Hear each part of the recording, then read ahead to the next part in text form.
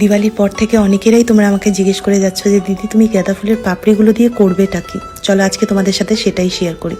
তোমরা নিশ্চয়ই এটা দেখেছো যে রোদ্দুরে খুব ভালোভাবে আমি এই পাপড়িগুলোকে শুকিয়েছি, মাইক্রোওয়েভ কিন্তু করিনি। আমি এটা চেতাম যে এই পাপড়িগুলো না ন্যাচারালি শুকোক। আজকে এই গাঁদা ফুলের পাপড়ির সাথে আমি কিছু খানিকটা রোজ পেটালসও মিশিয়েছি। সবার প্রথমে আমি বানিয়ে নিচ্ছি হোমমেড রুম ফ্রেশনার, যার মধ্যে আমি অ্যাড করলাম স্টার আনিস, ইলাইচি, লবঙ্গ, দালচিনি আর গুঁড়ো কপুর ভালো করে মিক্স করলাম আর ছোট ছোট পোটলিস বানিয়ে নিলাম। এই পোটলিসগুলো আমি আমার প্রত্যেকটা রুমের কোণে কোণেতে রাখলাম, আর একটা পোটলি দেবো আমি আমার হাজব্যান্ডকে ওর কার্ডে রাখার জন্যে। খুব ভালো গন্ধ ছড়ায় আর পোকামাকড়ও কমে। এরপরে আমি বানিয়ে নিলাম ধূপ লাড্ডুস, যার জন্য গাঁদা ফুলের পাপড়িগুলোকে 2-3 ব্যাচে আমি গুঁড়িয়ে নিলাম।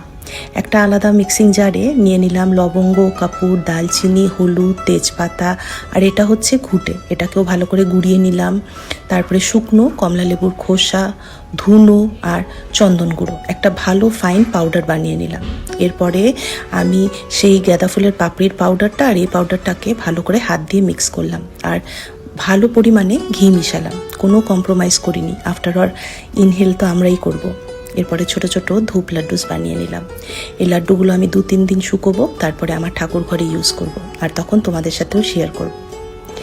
এরপর কি করলাম জানো, একটা মাটির পাত্রে আমি কিছু খানিকটা জল নিয়ে নিলাম, ওর মধ্যে দিয়ে দিলাম হলো গুড় আর গাঁদা ফুলের পাপড়িগুলো। এই জলটা আমি 2 দিন এমনি রেখে তারপর ছেঁকে গাছে দিব, একটা খুব ভালো সার।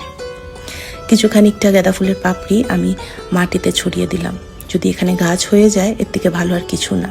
অল্প একটু গাঁদা ফুলের পাপড়ি নিয়ে আমি পটে পটে দিলাম, যেটাতে মাটিগুলো সারও পাবে আর কুয়াশার থেকেও বেঁচে থাকবে। আজকে এই পাপড়িগুলো দিয়ে আমি 4 রকম কাজ করলাম। তোমরা ভালো থেকো, সুস্থ থেকো। আমরা কিন্তু আরও অনেক গল্প করব।